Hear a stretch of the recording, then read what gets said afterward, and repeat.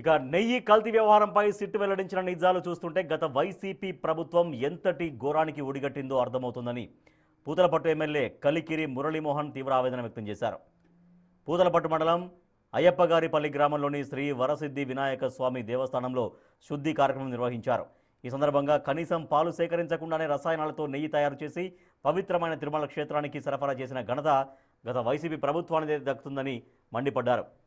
ఈ వ్యవస్థీకృత కుట్రపై మాజీ సీఎం జగన్మోహన్ రెడ్డి, వైవి సుబ్బారెడ్డి, కరుణాకర్ రెడ్డిలు ఇప్పుడు భక్తులకు ఏం సమాధానం చెబుతారంటూ నిలదీశారు.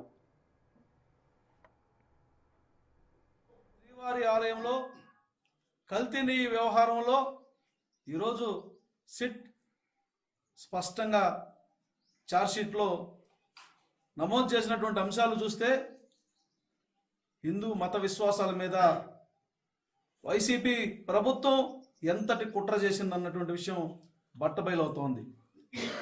పాలుంటే పెరుగు చేయొచ్చు, వెన్న తీయచ్చు, నెయ్యి చేయొచ్చు, ఇంకా పాల పదార్థాలు అనేకం చేయొచ్చు. కానీ పాలే లేకుండా నెయ్యిని సృష్టించి అది కూడా సాక్షాత్తు కలియుగ వైకుంఠం తిరుమల శ్రీవారి ఆలయంలో నిత్య కైంకర్యాలకు వాడే ఒక దుష్ట సాహసాన్ని వైసీపీ చేసింది.